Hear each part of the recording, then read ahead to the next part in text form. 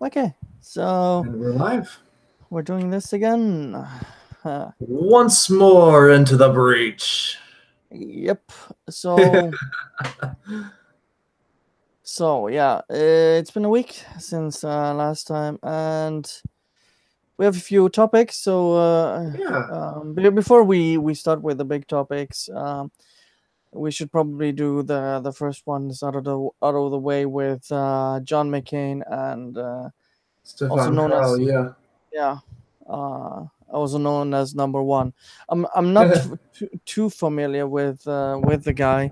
I was too old to watch his Lazy the Town, Lazy yeah. Town. Yeah. But Oh, and just as an aside to all of our viewers, if you have comments, you want to chime in, we always love having it. We always love audience participation. So chime in wherever you feel like wherever you can. We want to hear from you. yeah, exactly. We wanna hear from people Hmm. watching if they have anything to comment. And Yeah.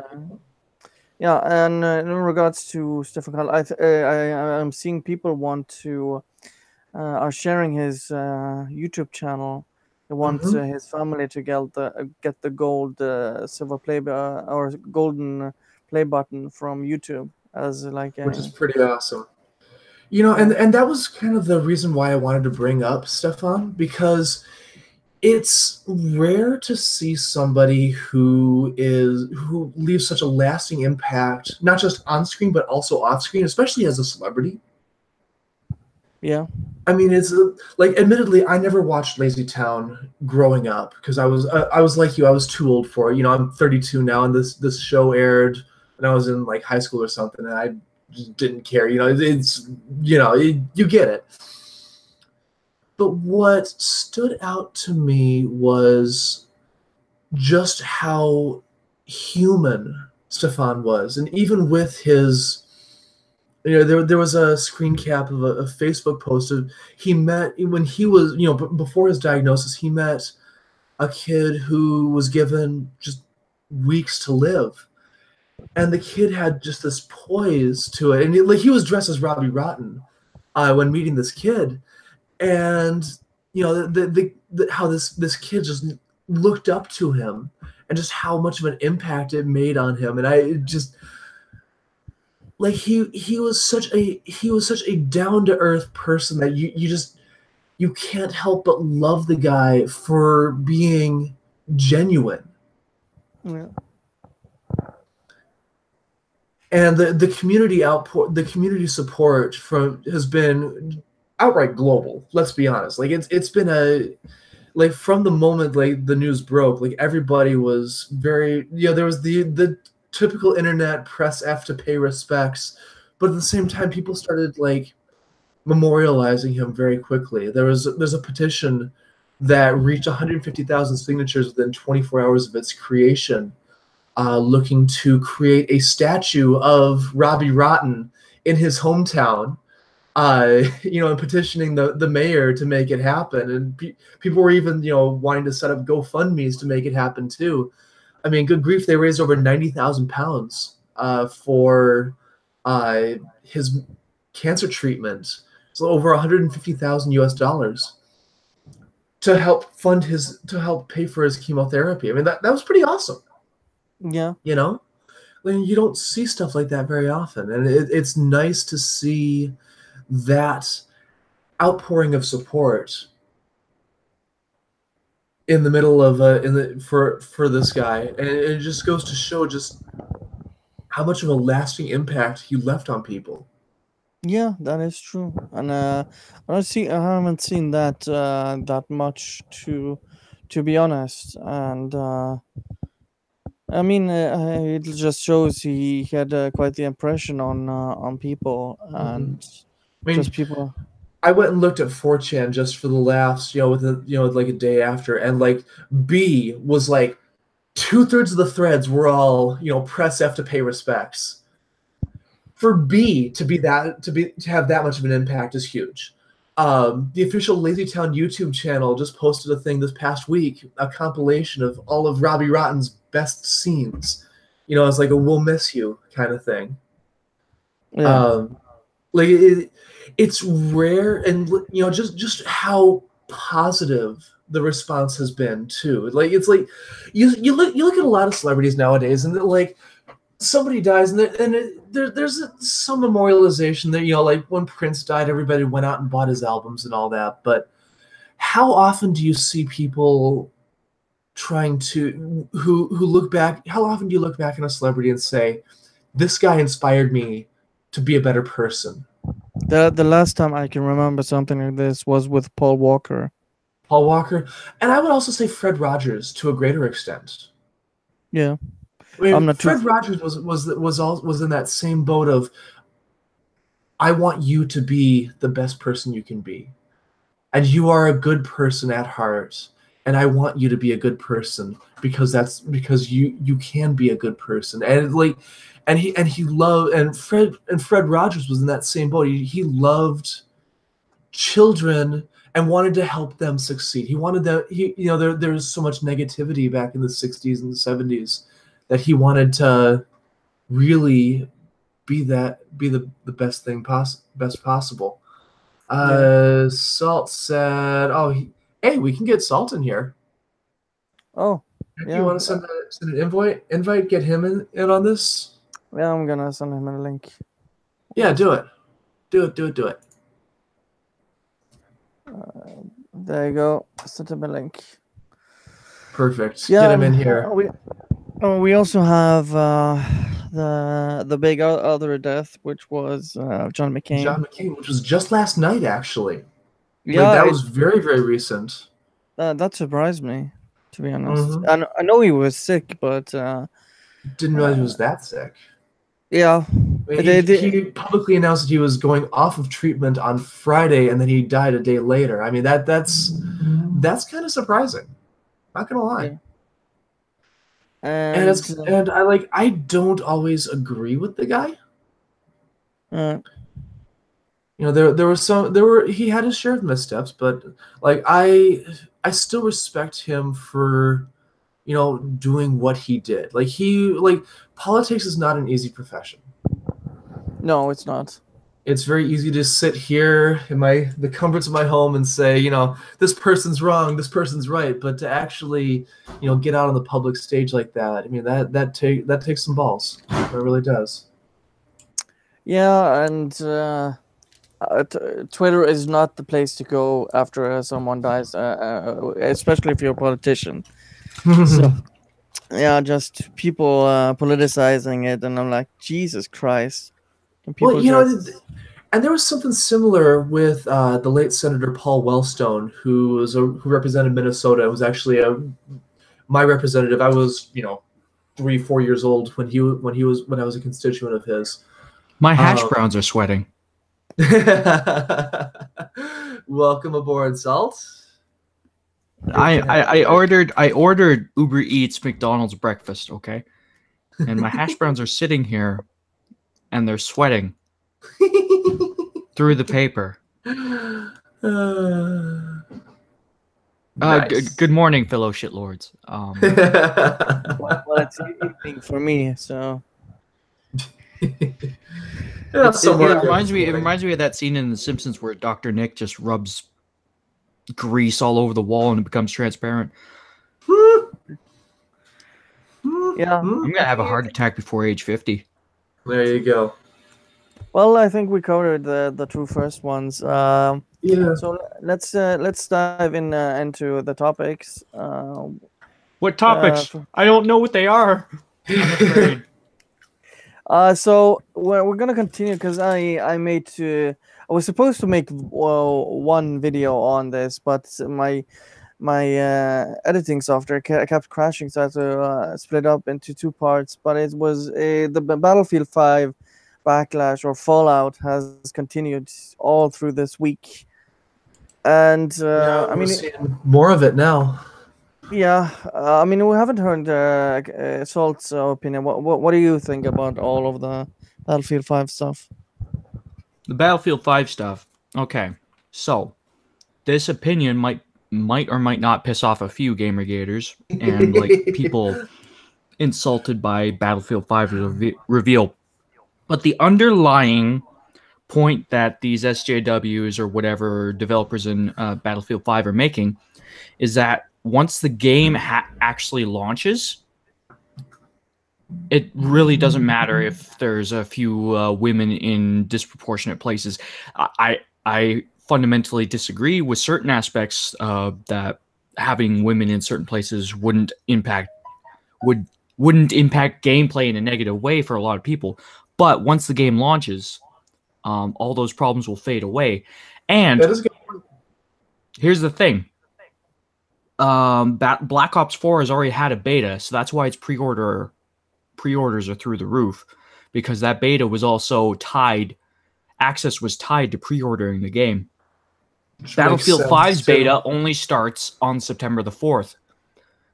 Only then will we know the true story about Battlefield 5's pre-orders. Well, and I've been watching Smitty. He's a YouTuber that I've been following for years, and he played Battlefield 3 and 4 back in the day and played a lot of it. Actually, that was how I first found out about him, was his Battlefield. He'd have like absurdity, like just doing stupid shit with his friends. And he got access to the closed alpha for Battlefield 5. And his response has been that the game, like the multiplayer, because he mainly played multiplayer, that was his shtick. He felt that the multiplayer aspect for Battlefield 5 is actually quite good. It feels more like Battlefield 3 and 4 compared to Hardline or BF1. And he's interested in seeing how the game plays out. He's a little worried, he saw the pre-order numbers. He's like, I hope this game does well because I want it to succeed. And he's like, and I have to agree with him on that. It's, if the multiplayer does well, I mean, it would make for some great fun moments. I've played Battlefield 1 for the past 2 years, like legit insane. Like I could probably go pro if there was a pro like Battlefield 1 thing. Not ego brag, but in Battlefield 1, it's interesting because there were Russian women snipers in Battlefield 1 in the Russian DLC, and there was an entire segment of the campaign dedicated to a female Arab fighting with Lawrence of Arabia against the Ottoman Turks. Yeah, that's awesome. You didn't know that? I was not aware. That was like one of the big. That was one of the, like it was showcased in a lot of the marketing. Huh. Interesting. Yeah. So that when the game launched and it turned out to be really good, a lot of critics liked it, a lot of players liked it. Yeah. It has a so-so reputation right now, but that's only because of the usual EA bullshit about patches and support for the game and splitting the player base due to the premium model that's being phased out in Battlefield 5. Battlefield 5? Like, if it had Russian women snipers, female French resistance fighters, I don't think anybody would have given a shit. But because they focused in such a narrow, specific way on this one British woman with cybernetic implants, and by the way, prosthetics weren't so advanced in the 1940s that you could go into combat regularly with them, for God's sakes. No, you wouldn't. And I'm in agreement with you on that. It would not have been this big of an issue, this huge issue.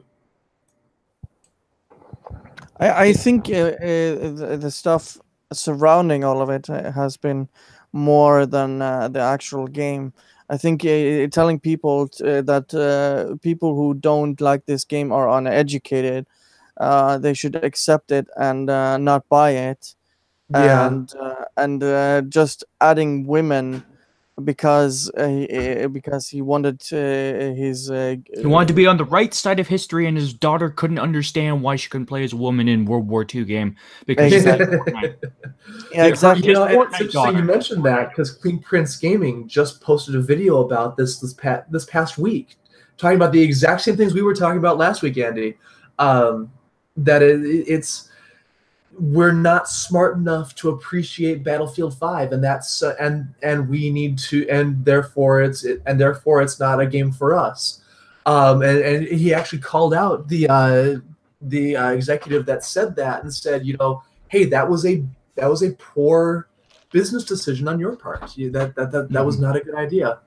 I have seen some Twitter arguments basically saying, women played a huge role in World War II, especially British women. They played a crucial role in the fighting. And I'm like, yeah, Yeah, the as most MP, as fighting MP, British as women motorcade did. drivers, as No, medics, as yeah. frontline support, as FOB support. Actually, it's more interesting than that. A lot of British women were manning anti-aircraft stations as well. Yeah, I mean, But you can very mostly it easily was in the make production stories front. about that. Yeah, and during the Blitz, stuff like that is amazing. But you can't do an all-air campaign in a Battlefield game because that would just feel out of place, like Air Assault in Battlefield 1. You could do like I mentioned earlier, you could have like a female motorcade driver whose motorcade is ambushed, and all of a sudden she has to fight for her life. I mean, so a campaign like that would be plausible. It would put her front line through a little bit of fiat, but it would work. Yeah, it's just that first trailer was so god awful. I mused on Twitter earlier this week. It was not well put together. I will agree with you on that. It did not accurately showcase what the game was about. You want to know something really weird? I could not tell, even after multiple viewings, exactly who was on what side. It didn't help that the woman shot her friend in the back in the opening 5 seconds of the trailer. This is true. I'm like, it is true. You can go through it frame by frame, and she shoots her friend in the back. I know it's supposed to simulate friendly fire in an actual battlefield, but I mean, in terms of like figuring out which side is which in a trailer, it's impossible. Even in some of the trailers that have come out since, like because of the way customization has been handled in this game, it's very hard to tell who's on what side even now, unless they have standard German and British uniforms on. Yeah. And fun fact: the British never fought in Rotterdam. I mean, the Canadians probably did, but never the British. Yeah, that's a good point. I mean, things you don't really think about until somebody points it out, and you go, "Oh, but gamers have been tolerating bad historical accuracy in Battlefield games for years. You can ride a flamethrower on top of a horse. Oh my god, you gamers aren't accepting of women. That means you're awful people." Actually, you can do it on top of you a love horse. me, guys. You love me. That's such a straw man as well. I mean, it's a game. There are some aspects of a game you're always gonna accept because it's just not possible in real life. Yeah, so games require some suspension of disbelief. There was a conservative YouTube video series from the channel X or 1917 SL, something like that. Yeah, and they do very well produced videos. But they essentially made this point, and they did it in such a way, and their argument was at least the less historical aspects, such as lots of prototypes of weapons being in World War I that weren't manufactured until after the war, at least they were actually present somewhat. Yeah. Having a British woman in the front lines who has a cybernetic arm implant, that is nowhere near plausible as being anywhere near a front line. So Shinobi Brands here has an interesting comment. Wouldn't it make sense to just say the game was a fictional depiction? Because this is a video game after all. And I agree with you. If you were to say this is a fictional depiction, this is a work of fiction, I don't think there would be nearly the backlash we're getting here.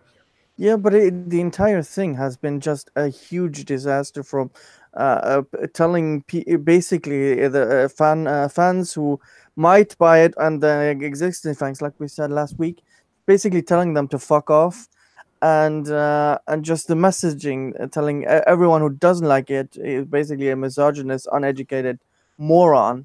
Yeah. Do you remember EA used to make the Medal of Honor series? Yes, I do remember that series. On the back of every Jewel case for the PlayStation and on the back of every Xbox and PS2 case for the Medal of Honor front lines and stuff, they would always advertise 20+ authentic World War II weapons. Like, historical accuracy has always been kind of a focus of theirs when they're making these World War II games. Yeah, that's a good point. So for them to suddenly go, I mean, Bad Company, it's pretty obvious that that's a fictional thing. It's pretty obvious that Battlefield 3 and 4 in a modern setting have to be kind of fictional so they can include whatever the heck they want. Exactly. But when the first trailer for Battlefield 1 came out, everyone was in awe because it's not an era that a lot of people explore. So they put a lot of attention to historical detail into that game, and I can attest because I've been playing that game like mad. You have the hours logged to say yes, I know what I'm talking about. Unlike us over here, you plebs. But they had this weapon in there called the Calibri, and that was a weapon that's barely known. And they also had this weapon called the Hellriegel that's only had 2 known photographs of it. And they reproduced an entire weapon based off the photographs. No kidding. So their attention to detail is exquisite in past games and stuff. I knew that. And that comes round to the point. During you remember when they revealed Battlefield 5? Yeah. They made a point. I don't know if it was a talking point, if he went off script or whatever. But Trevor Noah went on and said, these weapons, they are. He was talking about this weapon and these scopes and attachments, and this veteran said, "Oh, where did you serve?" And I said, "No, in Battlefield." But then again, why say that and keep to saying, this is this is authentic. This is supposed to be as close as to the real deal as possible, only to show the trailer later, like 10 minutes 20 minutes later, to show the exact opposite, where you have where you have a mutilated woman who's missing an arm, who has basically a hook for a hand, and a guy running around with a katana. There's if you were on the Pacific Theater, the katana would be more plausible. Because it was quite common Actually, it was a cricket bat. It wasn't a katana. No, there was a guy with a katana. There was a guy with a katana, but she beat him to death with a cricket bat. Yeah, exactly. Yeah. But it was at the Western Front. It was basically in France. You would not have seen that in Europe. You would have been more likely to see that on the Pacific Theater. Yeah, exactly. Also, you know how Battlefield 5 has been saying, like, we're showing new and little seen battles of World War II. You know how many great battles that are little seen that they could have focused? There is this one battle near the end of the war, and it's little known, but it involved German soldiers fighting alongside American soldiers against Waffen SS troops. The Battle of Idderstein. Yes, I know. Imagine that one if they had included that. You know, that's the sort of thing. Like I've actually talked about the Battle of Idderstein on a couple of other previous Shitlords Unite videos, because that would make for a phenomenal action comedy movie, because it is just such a ridiculous battle. It really is. It could be a good campaign battle. I don't know about a multiplayer battle, because you'd have German troops facing German troops. But then again, with the amount of customization, in this game that's coming up, it wouldn't even really matter what kind of troops they were. You'd just be shooting at the guy with the red name over his head. Yeah, pretty much, yeah, exactly. It's like, well, and let's be honest. I mean, it was a siege, so it'd be you're in the castle here, and you're shooting at the parapets. I mean, it could work. Yeah. I'm sorry, I'm just consuming a McGriddle. Yeah, but there's just so much stuff that they could have done to please consumers, but instead they went on this tirade to piss off fans instead of actually doing the right thing. But I think we've talked about this enough. We talked about this last week. I have one more comment from Shinobi Brands about going back on this here. He said, personally, I don't care for games with stories based on actual historic events too much.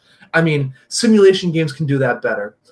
I am kind of inclined to agree, and actually, Battle of Idderstein would make for a pretty great strategy scenario too. True, but don't claim your game to be authentic and realistic, then only to give you a middle finger. I think it's a principle. I'll agree with you on that one. I mean, nobody said, Battlefield 2142 is historically inaccurate. I mean, if you just say, this is a different take on history, I mean, people are going to be fine with that. Well, technically, they did say that. In the marketing, they did say we're showing off new and unseen battles of World War II. Technically, and I know SJWs would use this argument, technically they did say they were not doing straight up World War II. Yeah. It's a technicality, but any good Yeah. lawyer will be able to absolutely slay you with that technicality. Oh yeah. Yeah. Definitely. So let's move on to the next one. You wanted to talk about this one, DDR. Yeah, this one showed up in our our Discord channel. Somebody had posted about this animation group. Where was it? Let me pull it back up From here. Crunchyroll, I believe it was the Yeah. one from Crunchyroll. Yeah, it was And our so Women in animation. Yes. from what I understand from it is that Crunchyroll has gone on and on and on that they support Japanese animation teams and developers of animes, and then go all the way around to basically give the middle finger and do this SJW animation with an SJW animation group, and people got really pissed off. Well, from my understanding, at least. I haven't looked into it too much. From what I read into it, somebody reached out to Women in Animation saying, "Hey, I heard you guys have resources available that you can help me. You can help me land a job. It's been 5 years since I graduated from school, and I'm in Indiana, and there's really not much here." And the response was kind of a boilerplate thing, saying you'll need to, don't give up, draw, make animation any way you can, and I really can't give you like a here's what you need to do, but join our communities and we'll go and best of luck to you. And that sounds like when you graduate from a specialist school and their work programs try to get you jobs afterwards. That's exactly what it sounds like. That's basically it. So what was interesting was her response was, I've done that, and I'm looking to network with people to like get my foot in the door somewhere, and you're not even going to do that for me. And I listened to the video briefly. It was like 35 minutes long. It was a long rant that she made. And it was like she was referred to women in animation because of a friend of hers who worked at Disney had recommended she talk to this group to network with some, find people to network, mentorship. Hey, maybe there might be somebody at an animation studio that has a job opening that can, say, hey, here's a list, a little list of available job openings from WIA affiliated animation studios, but they wouldn't even do that. And so she basically put them all on blast. And what was interesting about it was that it highlighted kind of a cliquish nature of this group, that unless you're in New York or LA, there's not a whole lot available to you. It sounds like what you were describing is DIGRA or IGDA. It's almost like this situation has happened before. And that was what it reminded me of. Yeah, it reminded me of a very insular group that, sure, we might let you join, but you gotta be with the right people. You gotta be in the right area, and you're the small little thing. We don't care about you. We care about our own. We care more about our own. And it's kind of a shame too, because this gal honestly wants to be an animator. She wants to find that job. And I've been there. I can sympathize with that. When I graduated from college in July of 2008 with a bachelor's degree in computer science and mathematics. And yeah, I'm proud of it. Fight me. But I graduated from college 1 month before the housing market tanked here in the United States. And open positions dried up along with it. To get a dead end tech support job, I needed to have 3 years prior work experience in addition to a bachelor's for $12 an hour at a dead end job. The job market was just ridiculous. And so, like, I can sympathize, that specialized sort of thing. You would need, you need to know somebody to be able to get your foot in the door. Like, you can send resumes till you're blue in the face, but nobody's going to look at them. When you're starting out, you really do need some sort of a leg up. Mm-hmm. It's why Rami Ismail and Zoe Quinn are, well, more Rami than Zoe Quinn at this point. But Rami is like a kingmaker because he knows a lot of people. And whenever he speaks, his words have weight. So this Women in Animation group, I actually took a little dive into it as well. They basically scooped up this new Crunchyroll show hand over fist for themselves. Okay. It definitely does look cliquish, but at the same time, I highly doubt that there is a similar group of women going around making other anime at the same time. So what I'm not saying is that they're justified in, let's say, marketing their gender over the quality of the program. What I am saying is that maybe there are a few gender issues to be worked out in anime. I'm just throwing that out there. There's always been gender issues to work out everywhere. This is why I'm called a borderline SJW, by the way. You know what? It's good to have a contrarian every now and again. Well, I'm not being contrarian for contrarian's sake. I mean, I know. You could just look at statistics. I mean, every head of every major gaming studio, games media too, that's the hypocritical part, is a white male. Bearded white male, usually. Yeah, the Goonie Beardman. The Goonie Beardman trope exists. Yeah, there was one notable woman in charge of a game site, and we all know how that shrill turned out. Well, and then you also look at women like Carol Shaw, who, let's be honest, we need to be building up, positive examples. Carol Shaw was one of 7 people that worked on the Atari 2600, and she wrote the technical documentation for the console. Mm-hmm. Yeah, I mean, like, I can understand wanting more women. Uncharted. Yeah, I can understand Amy Hennig. Yes. I can understand wanting more women in every stage of a production process of a video game. That's actually totally understandable to me. It's the methods of how you get there where we run into problems. I mean, you'll get no arguments out of me on that one. Yeah, if you try and take, let's say the industry is, because I actually asked a recruiting officer at one school, and he gave me numbers of 25% women plus minorities. That's how much they were recruited into the school. And that number apparently hadn't changed for a good 10 years. Wow. So... Well, and to be fair, I can more or less confirm that as well, because I worked at a community college in the School of IT, and they had a very hard time finding women who would go to the program, but then also who would stick through it to the end. Mm-hmm. We saw a lot more women that would do the nursing program, or would do or the sociology, or the actually, to that school's credit, they actually had a very, very good photography and digital imaging program. We had quite a few women that went into that program, but not because it was a bad program. It was one of the best. Actually, it's one of the best in the country. Mm-hmm. At a little community college in Minneapolis, Minnesota. Go figure. I know. But yeah, like, it was difficult to maintain that level of, gender parity, I guess, for lack of better words. Mm-hmm.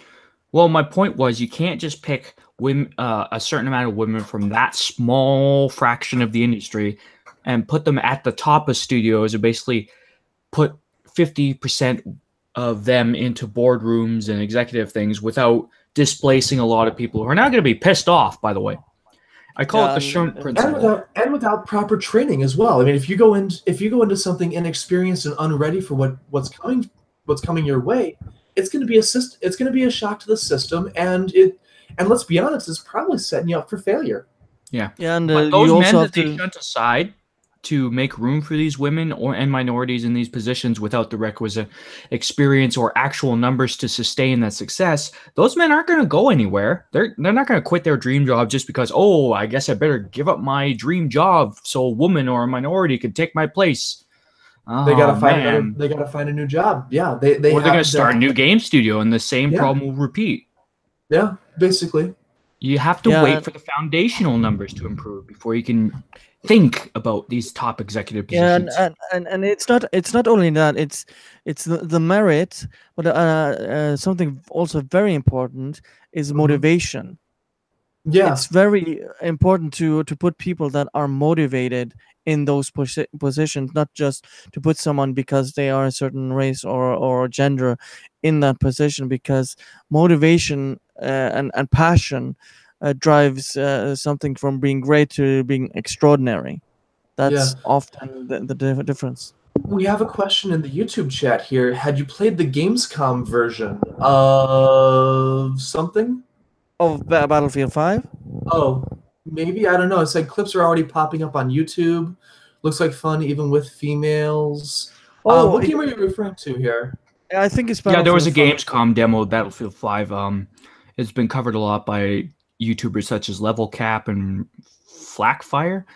Or Okay, Jack Frags, that's the name. okay. That does not surprise me that they'd invite Jack Frags on that one. Yeah, but I mean, he's a good candidate for that, though. Let's be honest. yeah, still though, I I'm gonna wait pre-ordering it and buying it on launch, because it's on principle I've disliked what they've done, and also with the previous uh, uh, like my principle on pre-ordering stuff is still there because of Battlefront 2 as well. So I Fair. never pre-order stuff. Well, let Remember, me no let me just throw something pre-orders. out there. Let me just throw something out there. Call of Duty World War II had black female Nazis. I'm pretty sure Battlefield 5 will be fine. Yeah, I think because Activision also didn't go out to insult. People were like, "That's fucking dumb," but that was it. Yeah, From what I saw, there wasn't really that much of an backlash. It's just people saying they also removed the swastika for was also pretty dumb. But I yeah, was never gonna buy the card game, so I can't just oh I cancel my subscription because of it. No, yeah, because I just thought it was dumb. yeah. Uh, So we got a quick. I wonder if we could. Guy wanted to ask if we could share. He could share a video with us. I'm on D Live, so it doesn't really matter for me. But I know if Andy were to share the video, it would likely get his stream taken down. So yeah, I'm gonna. I So we really can't. Unfortunately, appreciate the and offer though. what we, if we would do a screen share, it still wouldn't be showing very well, because Google Hangouts doesn't really work in a good way Yeah, in regards to screen sharing. And so yeah, I mean, yeah, you can post the links in the comments afterwards, and we can check it out if you want to. That will be more than welcome checking out the gameplay, because I haven't seen it yet.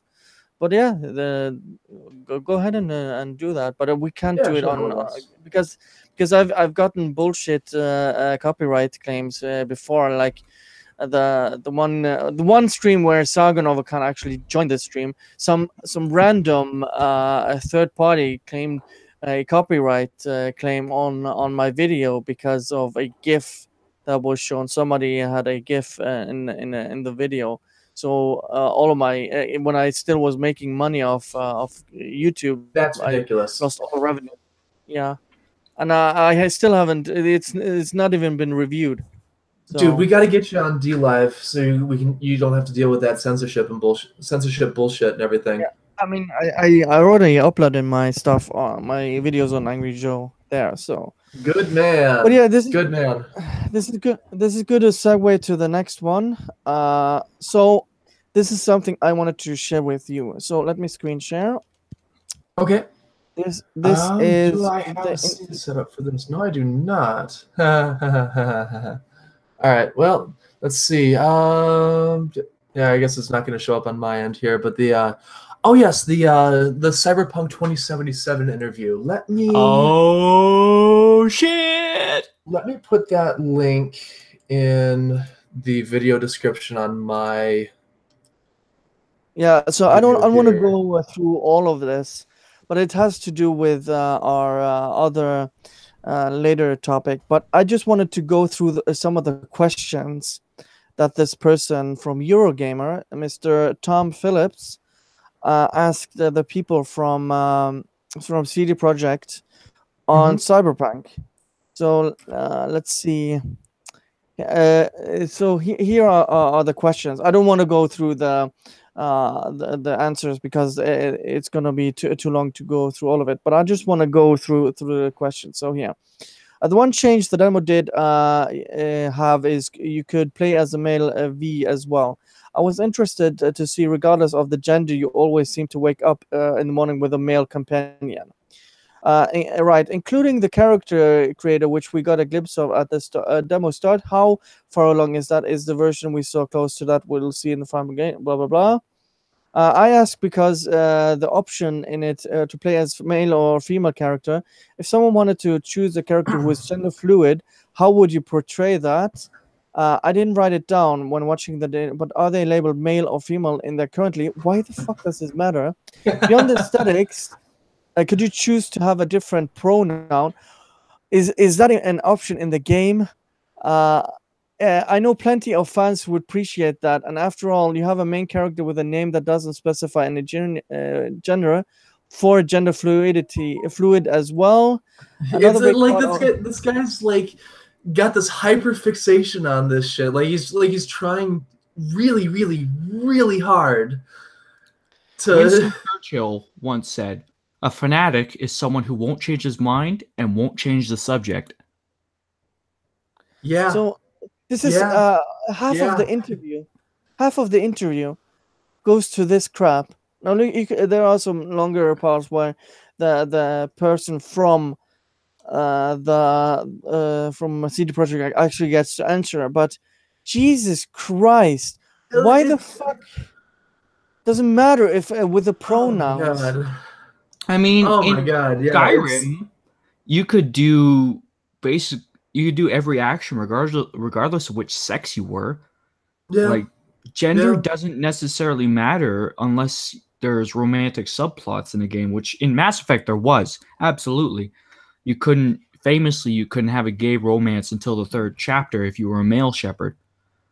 And that was only because of some serious backlash from conservatives. Well, and liberals as well, let's be honest. Mostly conservatives, let's be honest here. No, the conservatives thought the Xbox 360 was a porn machine. Yeah. Yeah. Well, there was a lot of stuff in the middle of that decade that's kind of weird. But when you're talking about a cyberpunk game, I've seen the argument come up that cyberpunk is all about gender fluidity for some reason. And I'm like, is it really, or is it just kind of a way of exploring different aspects of human interchangeability? It was that you could be whatever you wanted to be, and if that meant changing your gender, then it was not anything that people questioned. And I think that was the bigger. It's not a central import, right? And what's interesting about it is it's such an important thing to us, but in a cyberpunk universe, it's not important at all. Mm-hmm. Yeah, because you're depending on how much you've changed your how much you've actually changed your body into cybernetics, you could basically not have any gender at all. That's called asexual. Yeah, but you basically remove all your genitals and you became more of a robot, so you don't have any gender. A null, essentially.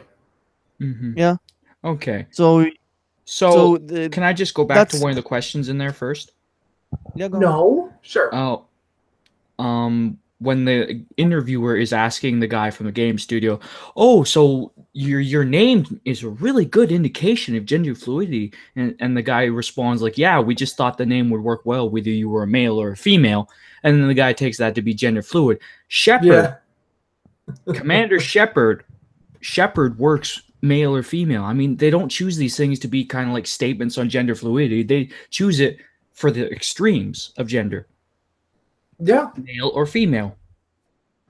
And anything in between is an afterthought. It's superfluous to the design. I mean, it doesn't matter because it's not a thing. It doesn't need to be a thing. You could be named Charles Schmorgberg and still be gender fluid. I mean, in these people's eyes.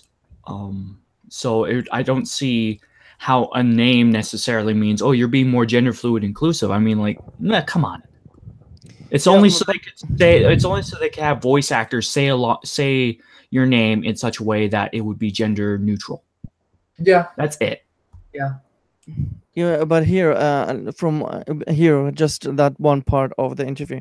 Beyond the aesthetics, could you choose to have a different pronoun? Is that an option in the game? And he answers, I honestly don't know yet. What I can say that it was part of Cyberpunk 2020, but how exactly we'll do it in Cyberpunk 2077, I didn't know yet. Don't know yet, but it's definitely a thing we are aware of. And here he says, I know plenty of fans who appreciate that, and after all, you have a main character with a name that doesn't specify an engineer. And here, well, exactly, that's why we chose the name, because V works for male, works for female, and we thought it would be a good option. Like, full stop. I mean, let's be honest. You hit that point, that's it. And then he continues, for gender fluid as well, and he's like, yeah, for sure. It's like, when is this? You go ahead and have fun in your own little world. Yeah, exactly. Like, it's like that one. It's like that one GIF of who's the actress? I think it's Hayden Panettiere. She's like, okay, and then thumbs up, and he's like, okay, whatever, sure. just sure, all right, cool, guy, just leave me alone. You're like. It goes back to that Winston Churchill quote. These people have nothing else on their mind than thinking that the entire world, every cultural aspect of it must conform to their gender fluid or their flavor of the day, faddish identity. Like he says, I know plenty of fans who appreciate that. What is that, a plenty? Is that like 12 people? Like, there are dozens of us. Dozens! Yeah, like... hey, if a dozen of those SJWs came rolling down the street towards me, I'd be fucking scared. They could crush me under their weight. Jesus. Like a dozen Trigglypuffs? I mean, come on, just rolling down the street towards me on their sides? At the same time screaming like, oh, there's no place for hate speech here, as they're rolling on their sides down towards me. It'd be like an avalanche of triggers. Yeah. A triggly lanch. It just shows, like, Jesus Christ. Like, this goes into our last topic, which has to do with what I just wanted to say is we have a 4-year anniversary of Gamergate, and it just happened. Yeah, so things like this still happen where you have a journalist that can't stay objective during an interview, even 4 years after Gamergate happened, and we still have idiots like this asking stupid questions in interviews.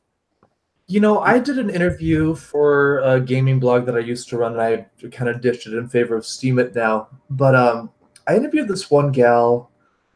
I don't even remember how. I think I met her on Twitter. Just by happenstance, somebody retweeted her, and it showed up in my feed. And I sent her a message over Skype and asked her if I could interview her and just, talk about game design. Because game design is something that I've always found fascinating. And we sat down, we talked, and I wrote up my article, and I showed it to her, and I published it, and she raised a comment about, you're better than some of the interviewers, you're better at interviewing than some of the other professional journalists I've talked to. And she raised a comment about there was this one guy, now bear in mind, she makes point and click, Monkey Island style, narrative driven adventure games. That's her Which is fine. And actually, she sent me one, and admittedly I never played it, but I looked into the artwork and the story of the games that she made, and there's actually she makes some interesting games. I really should. I'm kicking myself for not actually picking up a couple of them and playing them. But she mentioned a story about how she was talking with one journalist, and he was asking questions about multiplayer for a point-and-click story game. Jesus Christ. And my first reaction was like, wait,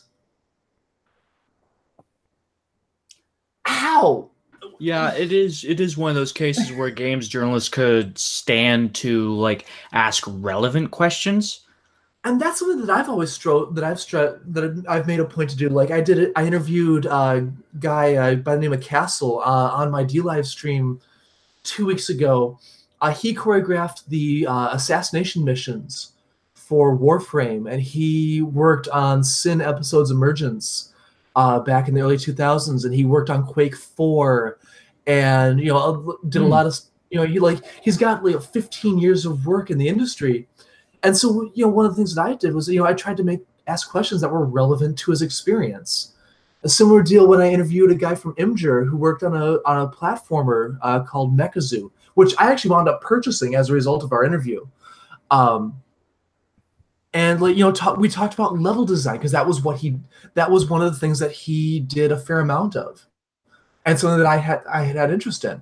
So, the questions, in the interview was all about level design and what goes into designing levels and what does he look to as for inspiration and examples of level design done right versus level design done wrong, and how do you come up, what mechanics do you want to work with and how do you work with them, and stuff like that. And you preface the questions so that they're relevant to the topic at hand. Yes, I mean, it's hard to see. I mean, there is interest in gender fluidity, of course, as many things in many years and many different times. But how much to base half of a major interview that you scored with a major developer about their major upcoming game about it around gender fluidity, right there. It makes no sense even to a layman. I mean, it really doesn't. I get that some niche audience would like it. Yeah. But when you're a major gaming magazine, it's kind of weird that you're aiming towards that niche. Yeah, that's true. That is very true. I mean, I know people identify as attack helicopters, but whatever. I guess that's a transphobic joke. And what's ironic is that if somebody were to say I identify as bigender, or I identify as trans, it's like, okay, that's cool. I'm not going to say you're wrong for that. Mm-hmm. I mean, I think it gets ridiculous when people start identifying as there's this recent article Ian Miles Chong pointed out on Twitter called ecosexual, where a woman had sex with trees. I mean, it's like whatever floats your boat, I guess. I mean, it's not for me. I'm not gonna go out of my way and be like, oh, this person's crazy for liking that. I will say you're now if you start forcing that on everybody else and saying you're going to respect this and you're going to be supportive of me, that's when I start to draw a line. It's like, that's cool that you do that. That's not my thing. First of all, you're fucking the wrong trees, okay? I'm an oak person. You're just fucking birch. That's all you're doing. You have to love the oak. They're nice and hard. Why do you love birch? Yeah, but what I mean. But you see what I'm getting at, where yes. It's fine and dandy to love that, but if you're gonna force that on me, that's where I'm gonna draw the line. I'm gonna respect you. But I'm also going to request that you respect me and my interests. Yeah. And I mean, we're just looking at the anniversary of Gamergate, and we're still being mentioned left and right in articles as the boogeyman of the goddamn internet. It's just amazing. It is rather ridiculous. I will agree with you on that. That's the goal of GG Historia, to document all this stuff, Andre. Mm-hmm. Yeah, I mean, Gamergate started to really slow down, what we could say as a dormant or just laying in the background for maybe 18 months ago, when Gamergate started to cool down quite a bit. Yeah. And I mean, if they just continue with this crap, and I mean, why? it's just amazing. Because it generates outrage, which generates clicks. Mm-hmm. Comicsgate is happening now, and Gamergate 2 might as well be happening because comics and anime. To go off of that comment about Comicsgate, it reminds me of something that the Quartering brought up back in April and May of this year. There was a comic shop in Seattle that banned a customer for life over some of the comics in his pull list, which, for people that don't know, your pull list is your lifeblood as a comic shop, because that's guaranteed sales. Like that is guaranteed money. And this guy included a couple of the comics that were written by the diversity in comics guy. I'm blanking on his name now. Ethan Van Schreier? Yes. No. Sure. Not Ethan. Somebody. Anyways. I know. Oh, Jeremy Rambler. Yeah. You know what I'm talking about. Yeah. Yes. So he had a couple of the DNC comics in his pull list. This gal looks at it and goes, "No, we're not going to serve you anymore. You are banned from the store. Get out." And what's interesting is about a month later, they went out of business because their sales completely dried up.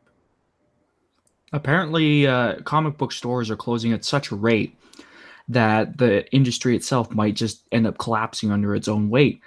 Because, what was it, 7,500 comic book stores just 3 or 4 years ago down to 2,500 today across the entire United States and Canada? Yeah, and that's because you have, especially Marvel these days. Yeah, Marvel is the worst offender in that regard. Until Batman's an atheist now. Yeah, but I mean, it's not so much the content with Marvel as it is the business practices. Mm-hmm. Yeah, I mean, I guess Riri, the famous Black Iron Maiden, they really missed an opportunity with that name, by the way. Yeah. They're not calling her Iron Maiden. I mean, apparently she's had plenty of crap writers working on her. Yeah. I mean, you have all these of Israel. Yeah, and just American Chavez getting cancelled, Mockingbird getting cancelled with "Ask Me for My Feminist Agenda" or whatever it was that cover. Turning Spider-Man into a weakling. Yeah, and female Thor and Asian Captain Hulk. America and Hydra agent. Remember that? Yeah, the whole Hail Hydra thing. All along, I was working for Nazis. There were plenty of Marvel missteps, but I think the business ones are the ones that are really driving them into the ground. In that, for a comic shop that has these pull requests for specific issues, having to take boxes of just shit that they don't want and can't sell, and then Marvel having the audacity to build these stores for it, that's taking up valuable retail space that they can't afford. Yeah, and it's costing them money, and it's so basically blackmail. It's basically blackmail. It is. It is. It's coercion in the worst way. Yeah, and it's, first of all, it's just gonna make them sell less in the long term, and it screws with customers and the comic book shops that wants to sell what they know what is selling in their area. So why not let them order whatever they want, and you're gonna continue to have customers buying your stuff. I mean, because Marvel knows better. Yeah, that's exactly it. I mean, get woke, go broke. I mean, there's a reason. As terrible as it is to say that, I mean, it's becoming a pattern. I mean, it started out as a meme, but now it's actually gaining relevancy because it is proving itself to be correct. But we saw this, and we're seeing it now. Nobody wants Kotaku. And they're going broke because nobody is clicking on their site, and Univision, who bought them off of Gawker, don't want them anymore. And can you blame them? I mean, we said this like 4 freaking years ago, and these people just don't want to listen. Well, you can draw a line in GG Historia, as a shameless plug here. We basically we're going through all these timelines and stuff, and a lot of the direct lines you can draw from Gamergate to just everything wrong with modern culture these days is astonishing. Like, Gamergate really was a watershed. It's a historical. It's a moment of historical importance, and that is fucking sad to say, because it's a culture war that started over essentially virtual toys and is now blown up. People say we elected Trump, for God's sakes. If you say that and then say, "Oh, Gamergate was not important at all," well, then you're an idiot, and don't clutter up my valuable time. It's the two buttons. Gamergate was not important. Gamergate elected Trump, the superhero. Yeah, I mean, I'm also seeing these. I can't remember which side, but there was something getting blamed on Gamergate for something that happened in 2012. I think it was something really ridiculous. Like, bro, are you serious? Are you serious? Well, Hatman and other people have been dredging up "Gamers Are Dead" articles from all the way back to 2008, I believe, is the earliest article. Yeah, that sounds about right. There were a couple of outliers around that time. Yeah. Shockingly, it was Leigh Alexander who wrote that earliest article. She's been trying for 7 years before Gamergate. Surprise, surprise. But this conversation is actually a really good segue to the last point that I wanted to raise. Something that came up in Andy's Discord earlier this week. There's been, we're seeing a dilution in the strength of words. And, we're seeing overuse of SJW and Snowflake on one side. And on the other side, we're seeing overuse of Nazi and racist and sexist. And what's interesting is the words are losing their sting. They're losing their meaning. And you hear somebody say, oh, look at that snowflake over there, and you'll get certain groups of people that will roll their eyes.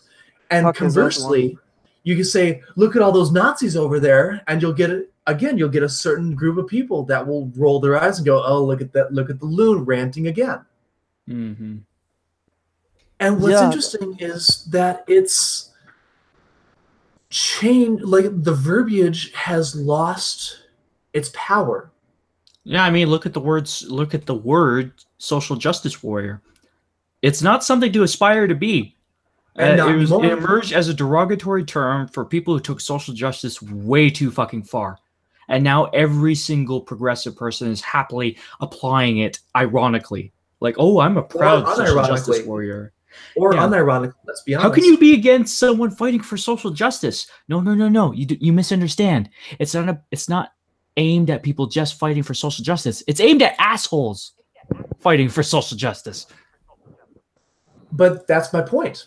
That the words are no longer what they no longer hold the sting that they do, which is particularly troubling, especially when you consider Nazi. Like, the overuse of to me the overuse of the term Nazi has really come to a tipping point where we are missing the Nazis in front of us. And I would say, and I fully believe that there are people who have capitalized on that to great effect. Well, you can't say we didn't. We did. You can't say that we did not see this coming. Yeah. I struggled a bit on that pun. I did not see that coming. Did you? Yeah. Well, I better be running fascist. Damn it! That doesn't work. God damn it. Well, but to that point, though. But in the public discourse, I mean, it just gets into a shouting match where people are just calling each other cocks and snowflake, Nazi, snowflake, sexist, Tumblr tard. It's like libtard is also one. Libtard, yeah. It's not doing anything. We're spinning our wheels and getting nowhere. Yeah. It's just another day in Gamergate. These are just strange times we're living in. Now, if I can make a very spicy hot take from this. Oh no, don't say Kyle Arsenal's an asshole. Oh no. Well, that too, but with the way that we are so quick to use words to tear others down and they've lost their meaning, why can't we do that with racial slurs? Why can't we take these horrible words that do have roots in horrible atrocities and turn them on their head and make them worthless so they can't be used against people anymore? Well, that's what they're attempting to do with Social Justice Warrior. Why can't we do that with... I know which word you're thinking of. Quite a few of them, with the N-word, with the F-word, with the K-word. Like there's so many words out there that are used to tear people down. Why can't we co-opt them? Why can't we destroy the strength that they carry? Why can't we destroy the sting? Emotions are too high. You remember Kendrick Lamar dragging that woman on stage and then lambasting her for reciting the words he wrote? The emotional stakes tied to these words are too high for these people to suddenly just let go of all the negative connotations. It's just too much. You can't expect it. And it's the unfortunate reality. It really is. Yeah, but people also are so stuck in their camps that they don't want to go to the other side and have conversations with other people and just othering them. I can guarantee you, if we started having more conversations with people who disagreed with us, there would be a lot less conflict. Hold on, it seems like there was a shooting in Jacksonville and live streamers. What? What? Jacksonville. I'm just trying to... Just popped up on my Twitter. Mass shooting at video game tournament. Jesus Christ. Madden 19 tournament in Jacksonville, Florida. Mass shooting with multiple fatalities. Of course. And they're going to blame it. They're going to blame it on us. They're going to blame it on us. Yeah. Yeah. Which is a shame because it's at the GLHF Game Bar. I actually like the name of that. Well, I guess the only thing I can really say is our condolences. Yeah, I mean I'm bad at them, but I'm sorry I popped this. I'm sorry I popped this grim event into our feed. I just noticed it on Twitter. Like it's it's relevant to what's going on here. I mean, like, we've reached a point where this is to be expected, unfortunately, and like you don't wish this on anyone. Like, I would not want, like, because I run my share of video game tournaments. This is the sort of shit that I never want to see come close to anything that I run. Like, that's that would just be devastating. It really would. Yeah, I just believe this is gonna be politicized to death, unfortunately. Well, as terrible as this is to say, yeah, you're right. At least, and I'm saying this with the barest hint of a silver lining here, it wasn't a tournament of a first-person shooter game. Yeah, it was Madden. Yeah, it was Madden.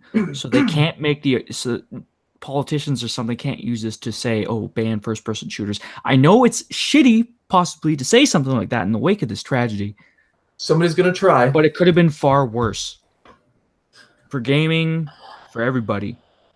And even for the on-site victims, it could have been far worse. Thank God a lot of people made it out alive. Yeah. God damn, I'm grim. I'm just sad now. Yeah, it's just this just sucks when stuff like this happens. Breaking news. And I'm not gonna be surprised if it's gonna be blamed on gamers somehow. like I just said, if we spent more time just sitting down and talking over a drink or something, hey, crack open a beer and just talk. Mm-hmm. Maybe Yeah, maybe like we could the Twitch actually stream, avoid like this Google Hangout session that we're hosting right now. If people could just talk to each other, shoot the shit, go like, hey, that's pretty funny. Why don't we find a common cause that connects us instead of saying, oh, video games should be for us more than for you, something like that, something divisive. Like, is it bad that I would want to get Brianna Wu onto one of these conversations? Not really. It would be a nice conversation to have. We and GG Historia do have to actually ask her some questions at some point anyways, so. Like, I really doubt she would come to any of I know the, she wouldn't. I know it would be a pipe dream, but well, let's just extend this. Brianna Wu, if you're somehow, by some miracle, looking out at any stream that mentions you, we're ready to talk. I mean, you've actually conversed with me via email before.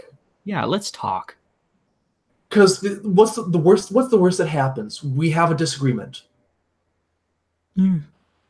What's the best thing that happens? Maybe we find some common ground. Video games, they are for everyone. There's lots of stuff to enjoy. And that's the thing that me with fighting games. Like it's no secret that I play them quite a bit, and I'm halfway decent. The thing that got me interested in the competitive fighting scene was just how different everybody was. It didn't matter your race, creed, gender. If you put in the time, if you put in the practice, you could show up at a tournament, show up out of fucking nowhere and surprise everyone, and people would be like, hey, you're cool, welcome aboard. I mean, it's like, it's not this nasty, horrible community. A lot of us started gaming because we were outcasts. Oh yeah, baby. I mean, shit. Hit me with that sauce. I mean, shit. I spent almost all of second grade with nobody to eat lunch with because nobody wanted to sit next to me. If you became my friend in elementary and middle school, it was an immediate black mark on your social standing where you associated with Ryan Jewell. Oh, you're a bad you're a loser now. We don't want anything to do with you. Like serious, like get the fuck out of my social circle for even having the audacity to associate with this person. Oh yeah, I mean, you can look at me, an autistic Aboriginal from Western Canada. You can imagine the time I've had. I mean, I have PTSD from the bullying. Let me just say that. You and me both. You and me both. I mean, I was diagnosed with Asperger's in '97. I was in 5th grade at the time. Oh yeah. And I had they gave me an ADHD diagnosis when I was 6, and IEP the whole 9 yards. Like I feel you. I know exactly what you've been through. Yeah. So all we can say now at this point, really, in the wake of this news, and yes, there are gonna be bad people in every group. You cannot control that. We as a society have managed to get murders all the way down to less than 1 for every 100,000 people. But we can't lower it lower than that. You want to know why? Because some people you just cannot control. You're only responsible for your own actions. Yes, the best way to advance society. Yes, the best way to advance society and video games is to find common ground, stuff that you do enjoy, and work on pushing that forward.